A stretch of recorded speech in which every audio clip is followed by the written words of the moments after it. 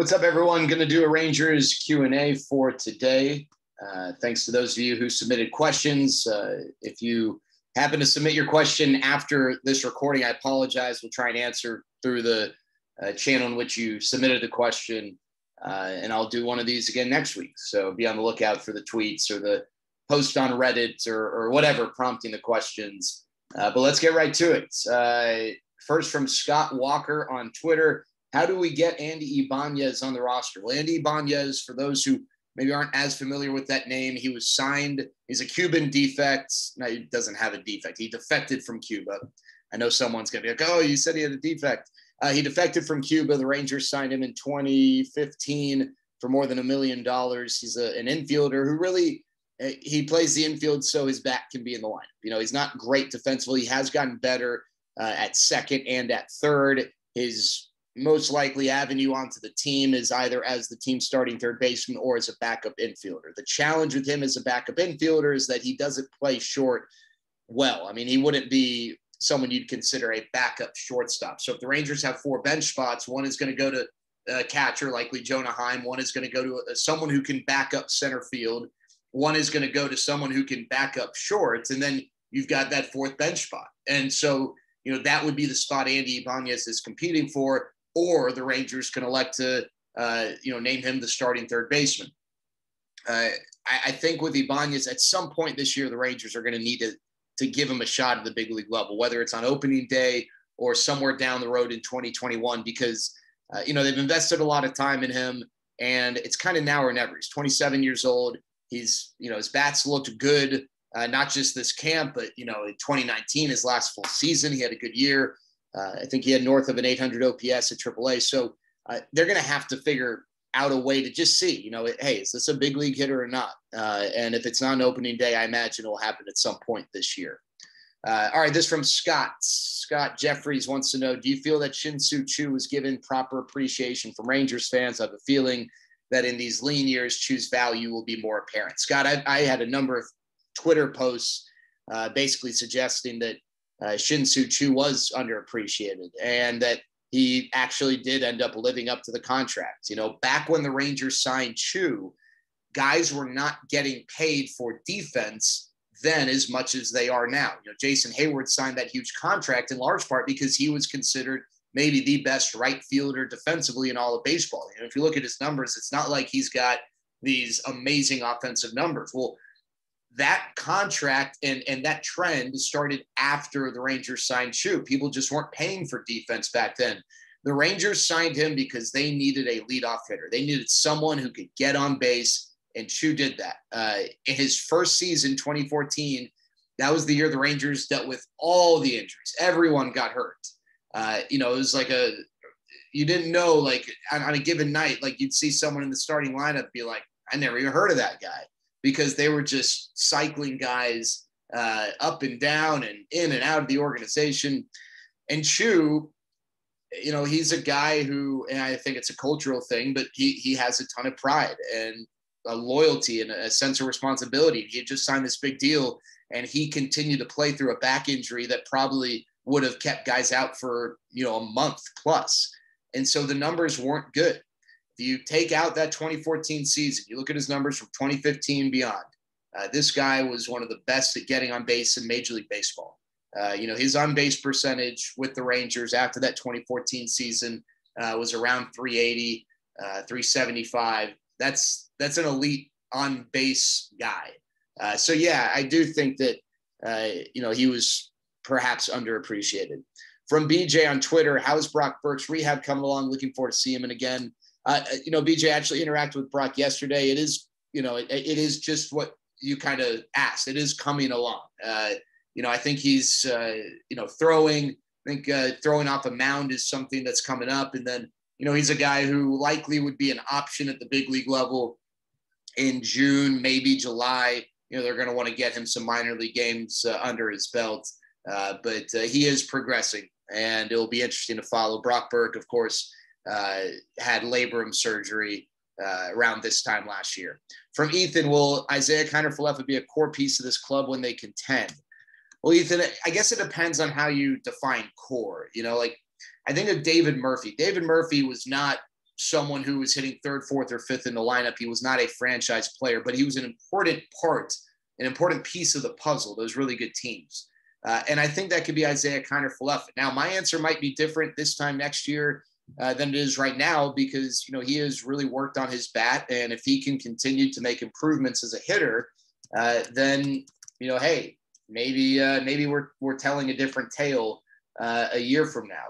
Isaiah Kiner-Falefa is outstanding defensively. His versatility is incredibly impressive, but he's yet to have an OPS over 700 in a season in his career. And league average is about 730, 740. It used to be closer to 750. And you're not even getting all-star consideration unless your OPS is, you know, over 800, you know, in most cases. So core piece, tough to say, tough to give him that kind of responsibility right now. But I do think that, you know, he's someone who's going to have a chance to show that he can be a part of that, you know, the next wave of really good teams in that way. I think right now, if Isaiah Kiner-Falefa made no improvements beyond where he is right now, I think I'd look at him and say, hey, this is a great guy to have off the bench on you know, a really competitive team. From GG Joe on Twitter, what do the Rangers see in Curtis Terry, and what role could he have for them this year, and at what and at the expense of what other players? That's a good question. So I appreciate you considering the last part, because not everyone can play, right? I think Curtis Terry, you know, they see him as a bat, you know, and someone who's had success coming up through the system. You know, he's not really defensively gifted necessarily. You know, he's fine around the bag. I think with Curtis Terry, you know, his opportunity is going to come if and when there's an injury. I mean, there always is, right? There are injuries. You know, I don't know if the Rangers can keep both Ronald Guzman and Nate Lowe at the big league level. And if they go with Guzman, then Lowe can be optioned to AAA. If they go with Lowe, then Guzman is going to either have to clear waivers or, you know, he'll be in a different organization. So that could cut into the first base depth. And at that point, Curtis Terry could be one injury away from getting a call up, whether it's as a first baseman or as a DH. You know, I don't foresee Curtis Terry like taking the reins from Nate Lowe and, you know, relegating Nate Lowe to the bench. So I don't know that it's necessarily at the expense of anyone. Maybe it's at the expense of a guy like Andy Ibanez, someone who is just a bat, and they got to find a way to get that guy in the lineup. Even though they don't play the same position, you know, there's always a guy that you can finagle, right? You know, this guy plays a few positions, you can get him here and then move that guy there and this guy there, and you can get him in there. So I think he is a first baseman on the depth chart, but I think he also kind of competes or will compete for playing time for bats that the Rangers just want to get in the lineup. From Kenny, what's your biggest surprise so far, and which player makes the team who you didn't expect? Well, it's a really good question. I'll tell you this. I don't know whether Eli White makes the team or not. I came into camp thinking that Eli White has, like, you know, next to no chance. And unfortunately, Leote struggles, but Eli White also performing well definitely has given him a chance. You know, Taylor Hearn has looked good. I think I don't know how much, like, surprise is tough because he's done this in the past, but Mike Fultonevich pumping mid-90s stuff once again is a really pleasant surprise. I mean, he's not someone who I obviously didn't think was going to make the team. I'm just kind of going through the depth chart right now, guys who have really impressed. You know, Brett DeGuss has looked good. You know, we knew what we were going to get from Wes Benjamin, a guy who's going to pound the zone. Just looking. Give me a second. I want to go to these guys, check these out. Guys who I didn't think would make the – well, okay, how about Matt Bush? I mean – the guy was out of baseball essentially because of injuries for 2 years. I think Matt Bush is the answer. He's got a great chance to make this team, and it's just a surprise. I don't know, like, coming into camp, hearing from people who had seen him throw saying that it looks really good again, I guess that mitigated the surprise. But just big picture, if you would have asked me like 2 months ago, Matt Bush, major league pitcher again, I'd be like, huh? Matt Bush, really? So I think there's a surprise there with Matt Bush. That'd probably be the best answer. And as you can tell, I'm kind of, I don't know, for better or for worse, I copy and paste these questions, and I don't really do, you know, I kind of want to answer them organically without like bottled up answers, you know, stock answers. So some of these are just kind of on the fly. From Bradley Moss, who do you think will be the Rangers' best starting pitcher this year? Well, you know what? It's a great question. I think it's Dane Dunning or Mike Fultonevich. If Mike Fultonevich maintains this velocity, I think he's got a really good chance to be that guy. Dane Dunning is someone who, I'm really excited about. The problem with guys like Dane Dunning and Taylor Hearn and Wes Benjamin and Kyle Cody, all of whom have looked good this camp, is that there's going to be a cap on what they're allowed to do. I don't expect those guys to throw more than 100, 125 innings. So they're not necessarily going to be used in a traditional sense as a starter going 6-7 innings, whereas Mike Foltynewicz, I think, will have that opportunity. So I think of the young guys, Dane Dunning, Taylor Hearn's looked really good. But of the guys who I think will be treated like a starter in a traditional sense, I'll go with Mike Foltynewicz. From Jeff Malone, how does the delay in the minor league season affect the delay in the minor league season affect the way the Rangers can promote and designate players? That's a great question, Jeff. And it's something that I think a lot of organizations are still trying to figure out what they're going to do with certain guys. So the challenges here, and for those who are kind of unsure what we're talking about, the AAA season, AA season was always going to start in May. The AAA season was scheduled to start in April, but a lot of people never really believed that would be the case. It's going to now start in May. So guys who are not on the big league team and are on the taxi squad, there are one of two options. They're either in Arizona at minor league camp, or they're in Arlington, a part of the alternate site. The benefit of the alternate site is that you're available right away. You don't have to go through intake testing, because to be a part of it, you already had to go through that. The benefit of Arizona is that you're actually getting to play real competition, even in the form of exhibition games, which you're not going to get at the alternate site to stay fresh and to stay game ready. My guess is pitchers who they anticipate as possible options, soon, will go to the alternate site. A guy like Josh Young will likely go, or stay in Arizona to get as many at-bats as possible. I could be wrong. Maybe that's mixed, and it's probably a mixed bag from both position players and pitchers, but that strategy is definitely going to be interesting to follow. From Sean, does Joey Gallo make the big league roster with the Rangers? Yes, he does, Sean. I don't think Joey gets traded before opening day. If there is a trade, it's going to be closer to the deadline. And I think, one reason why is Joey's value is not where, I think the Rangers believe it can be, because he's not coming off a great offensive year. If he has a good offensive year, that could change the value and help their case. From Adam on Twitter, thoughts about the news of Jordan Lyles being a non-traditional starter? What has been the views of him so far in camp? I know Woodward said obviously wasn't pleased. He said Woodward said Lyles wasn't pleased with the news, but seems to be in a good place. So he's looked good. It's been 3 innings, so tough to say, but he has looked good. He, really had a tough time locating his curveball last year. So hitters were really able to eliminate it. If they saw it, they just sort of let it go, and it made him more or less a one-pitch pitcher. He's worked on curveball command. He's improved his slider. So, I think there are hopefully improvements to be had. I think with Jordan, frankly, if you look at his 2020 season, he didn't necessarily earn, the right to just come into camp with, a starter's role. I think, again, we talked about the young pitchers who are going to be used as non-traditional starters or piggyback guys versus the vets. Who might, have more of an opportunity to give you 6-7 innings a night. Jordan has that opportunity. He's not going to start the year with that level of responsibility. But unlike Taylor Hearn, let's say, Taylor Hearn is just outstanding. It's not like they're going to tell Taylor, hey, all of a sudden, 7 innings. I think they really want to be diligent in keeping him and these young guys on a leash. Lyles starts pitching well, then you're going to start to see Jordan Lyles go deeper in a game, 6-7 innings, like a starter traditionally would. From Chip, I feel like this is a young team. Am I right? If so, how do we compare amongst the youngest teams in Major League Baseball? It's tough to know, Chip, just because teams haven't set their lineups, and there are a lot of, decisions that can be made that could make a team a lot younger or maybe not as young. But yes, this is going to be one of the youngest teams, both in age and Major League experience throughout the season. From Devin, when looking at the Rangers teams from a decade ago and comparing them to now, what do you feel is the biggest reason for their struggle to return to sustained success? I think, Devin, I would point to the reasons why they had sustained success. And that's that they were hitting on all cylinders. They were drafting well. They were developing. They were making shrewd moves in the trade market, international signings, the draft, and developing and free agency, both big names and role players. It's not like the Rangers have totally struck out in all areas, but in order to be a team that's going to have sustained success at a high level, you really have to be clicking on all cylinders, or maybe all but one of those different avenues to build a team. And so I just think that in general, they've lacked in a few areas. And obviously I don't know, Is it the drafting? Is it the developing? Is it both? Is it some bad luck mixed in with injuries and stuff? Probably all of the above, but the Rangers have not been able to generate the type of production from the draft that a lot of teams have, and that has been a challenge. From Jake, what's the percent chance Josh Young gets called up?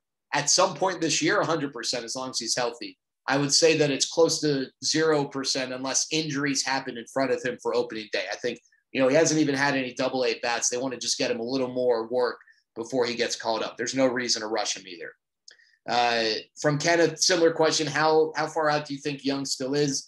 Again, if this was like a normal year and AAA would start, AA would start in April, I'd say 2 months away. I don't know how the delay is going to impact his timeline, but I do expect to see Josh Young before the All-Star break.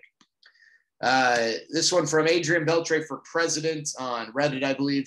How many non-roster invites do you think end up making the team? Also, with Hernandez going down, who do you think steps up to support the back end of the bullpen other than Leclerc? So I think with the bullpen, it's going to be multiple guys. I don't think it's just going to be one guy because of Jonathan Hernandez's ability and his role. I think 2 names to look out for. I think I think Ian Kennedy is a guy who, if he makes the team, could be a back end guy who gives you more than 3 outs the way they're hoping to utilize Jonathan Hernandez. And I think, I mentioned him before, but I think Matt Bush is a guy who could step up and take advantage. There's someone else.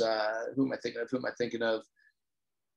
We talked about Brett. Hunter Wood. Hunter Wood's an interesting name. He's at a really good camp. I think Hunter Wood's got a shot. And so non-roster guys, the guys who I think have legitimate shots to make the team, non-roster guys, Matt Bush, Ian Kennedy, I'm just going down the list. Hunter Wood, from a position player standpoint, I think both Charlie Culberson and Brock Holt have really good chances. Andy Ibanez technically is a non-roster guy as well.